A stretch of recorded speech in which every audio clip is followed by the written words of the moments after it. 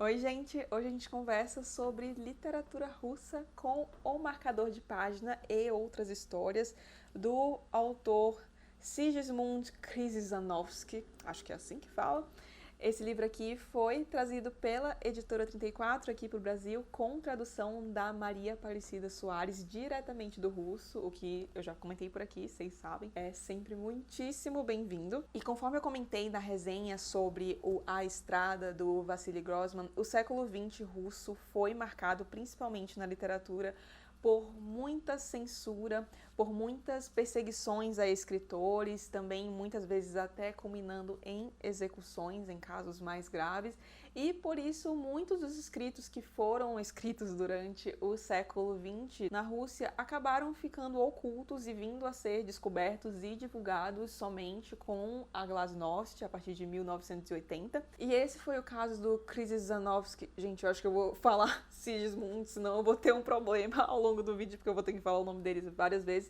Então, este foi o caso do Sigismund, que infelizmente só veio a ter a sua obra amplamente conhecida e divulgada póstumamente. Inclusive, ele mesmo se descrevia como um escritor conhecido por ser desconhecido. Essa coletânea aqui reúne 6 contos do autor e esse livro foi uma surpresa tão gratificante.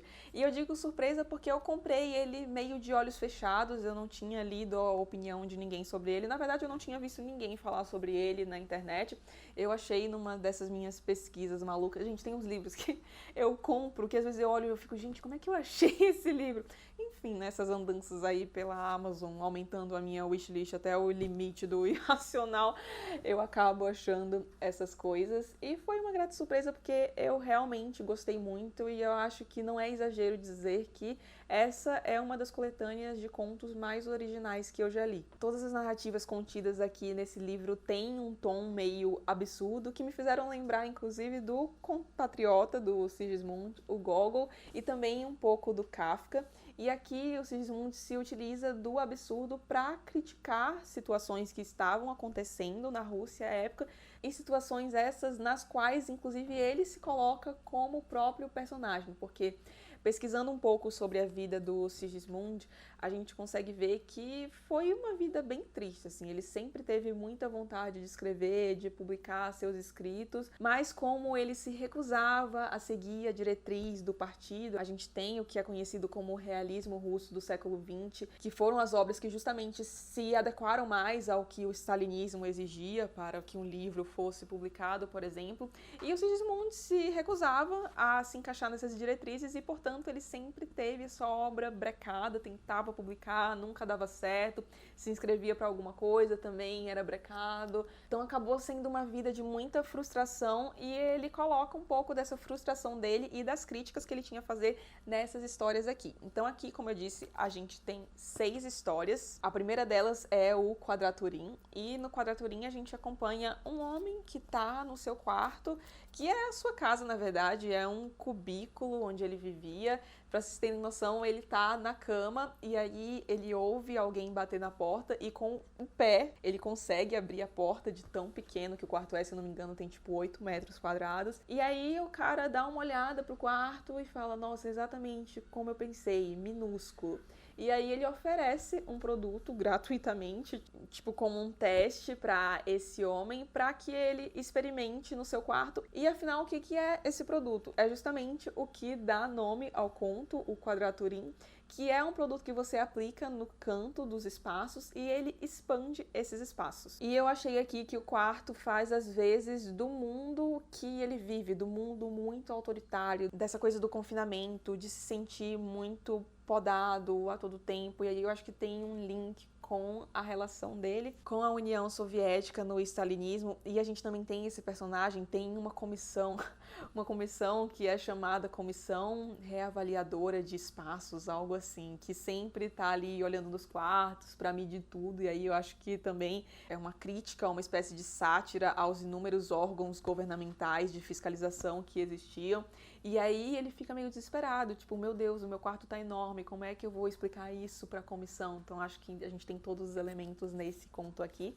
E aí a gente tem o segundo conto, que é justamente o conto que dá nome da coletânea O Marcador de Páginas. E aqui, certo dia, um homem está examinando alguns livros antigos, alguns manuscritos, e ele encontra um marcador de páginas que ele já não utilizava há muito tempo. E aí, nesse mesmo dia, ele sai para dar uma volta e encontra no parque dois homens conversando, e tendo uma conversa bastante curiosa, porque ele percebe que um dos homens olha para um canto e aí ele vê uma coisa e inventa uma história a partir disso. Ele é tido como um caçador de temas. E aí, certo dia, o narrador e esse caçador de temas acabam se encontrando e o narrador se oferece para ser um personagem, um tema das suas narrativas. E o que a gente tem a partir dessa conversa entre eles dois é uma forte crítica aos censores da época. Além disso, quando ele tá falando do marcador, ele fala que é muito triste que ele não encontra mais nenhum livro que seja digno do uso daquele marcador.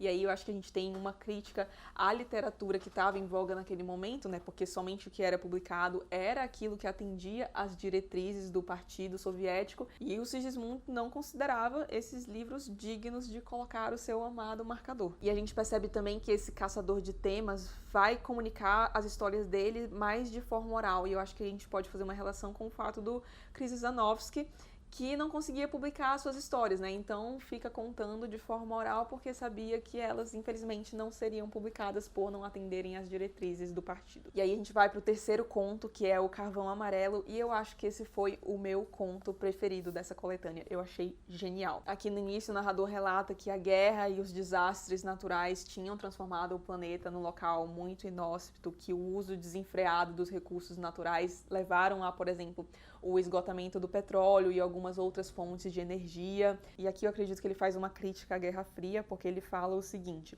se os países acabassem com suas fronteiras políticas e se socorressem mutuamente, ainda haveria salvação, né? Então, crítica a essa rivalidade entre países que não tem nada a acrescentar. Muito pelo contrário, a gente não ganha nada com essas guerras. E aí, dada essa escassez de recursos naturais, eles estão em busca de algum outro recurso para servir de fonte de energia. E aí tem um professor que faz uma proposta bastante inusitada, que é utilizar o ódio do homem como combustível, porque afinal de contas o ódio estava muito presente na sociedade. Esse professor inclusive alega que é um recurso inesgotável da sociedade, e aí ele comenta de todos os dias as pessoas espremidas no metrô, se batendo para entrar um no outro, as guerras acontecendo, todo mundo estressado, e aí ele justifica esse combustível como sendo uma fonte inesgotável para a energia. Sabe aquela ideia de ódio como combustível? Então, aqui ela é levada a cabo e dá início, então, né, o uso do ódio como combustível a uma nova era industrial. E aí acontecem umas situações, tipo, o nível de ódio tá caindo, as pessoas estão tranquilas no metrô, andando, o metrô funcionando normalmente. Aí o que eles fazem? Eles param o metrô, forçam o metrô a parar para as pessoas ficarem com ódio de que o metrô parou, e aí começa a discutir, começa todo mundo a reclamar. E aí o metrô volta a andar novamente, porque os níveis de ódio foram reabastecidos. Não é maluco, gente? Eu acho impressionante como ele faz isso aqui do Estado incitando o ódio, e aqui porque tem isso como fonte de combustível, mas fazendo um paralelo com a vida real mesmo, porque a partir dessa guerra, o Estado tinha que incitar o ódio para haver essa guerra. E aí ele fala que pessoas antes tidas como párias na sociedade passam a ser essenciais. E isso é exatamente o que acontece nesses regimes autoritários, mais totalitários. Pessoas que deveriam ser deixadas no ostracismo acabam sendo retiradas de lá e colocadas como essenciais para o funcionamento daquele regime. E ele retrata isso muito bem aqui. Gente, eu amei esse conto. Depois a gente tem o quarto conto, cujo nome é A 13ª Categoria da Razão. E aqui a gente tem a história de um morto que tá indo pro seu funeral, tá sendo levado em um carro pelo seu funeral, mas acaba que acontece um problema e esse morto cai do carro, então cai no chão, e aí ele vai andando até o cemitério, e aí o coveiro tá lá e o coveiro fica preocupado, porque como assim, você quer ser enterrado, mas eu não tenho você no meu registro? Então, de novo, essa coisa de ter medo do Estado, o medo da burocracia é retratado aqui. Inclusive, ó, na página 94, ele fala: por causa dessa palavra, regular, não sou capaz de dizer outra vez. De repente eu comecei a ficar com medo. Acredite, Antes eu não estava com medo. E essa palavra é regulamentação. Em seguida, a gente tem o Dentro da Pupila, que foi um dos contos que eu mais gostei e que eu acho que eu tenho que reler, inclusive, porque eu acho que eu não consegui absorver tudo que ele quis dizer nesse conto. Eu acho que é o que dá mais margem a interpretações de cunho mais abstrato. Mas aqui a gente tem a história de um homem que está tendo um relacionamento com uma mulher e essa mulher está apaixonada por ele. E aí ele descobre que todos os homens a quem essa mulher já amou vivem, de certo modo, quase que dentro da pupila dela, num lugar meio específico, e aí ele conhece esses homens. É como se a pessoa apaixonada se tornasse um homenzinho pequeno e aí vive na pupila, e aí quando essa mulher deixa de amar esse homem, ele vai para um lugar específico junto a todos os ex-amores dela. E eu ainda tô pensando um pouco sobre a interpretação que eu tive desse conto. Eu acho que como as pessoas que a gente se relaciona acabam, de certa forma, ficando com a gente para sempre, no íntimo. Acho que tem alguma coisa em relação a isso, mas acredito que também tenha algo mais. Um dia, com certeza, vou reler esse conto aqui e ver se eu consigo pegar mais alguma outra coisa. E, por fim, a gente tem o conto, que é uma das premissas mais bizarras desse livro, e olha que não são poucas, chamado O Cotovelo que Não Foi Mordido. Aí aqui a gente tem um sujeito que ouve falar que é impossível morder o cotovelo, apesar da proximidade com a boca, e aí ele fica obcecado com essa ideia. Tem até um princípio da imordibilidade, eu acho, que é o fato de você não conseguir morder o seu cotovelo, né? Mas ele fica obcecado com essa ideia e aí passa a querer morder o cotovelo e ele chega muito perto e aí começa a ficar uma coisa tipo aquele livro dos recordes, sabe? Tipo, todo mundo olhando, vendo se ele finalmente vai conseguir morder o cotovelo. Ele vira uma espécie de celebridade. E a interpretação que eu tirei daqui foi a de você querer muito fazer algo, mas é um objetivo impossível, sabe? Eu acho que tem relação de novo com a vida dele sempre estar tentando publicar seus escritos, fazer com que seus livros sejam lidos, suas histórias sejam ouvidas, mas não consegue por causa da figura do Estado. E eu acho que casa muito bem com a situação que a gente tem aqui. E são esses os contos dessa coletânea, que, conforme já mencionei, foi definitivamente das mais originais que eu já li. Eu gostei muito mesmo dessas histórias,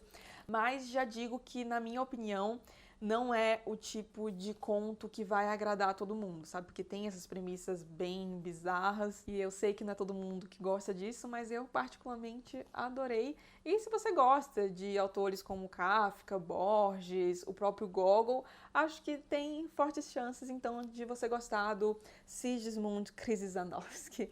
Se você gostou do vídeo, não esqueça de deixar um like e de se inscrever aqui no canal, caso não seja inscrito ainda. Um beijo e até o próximo vídeo.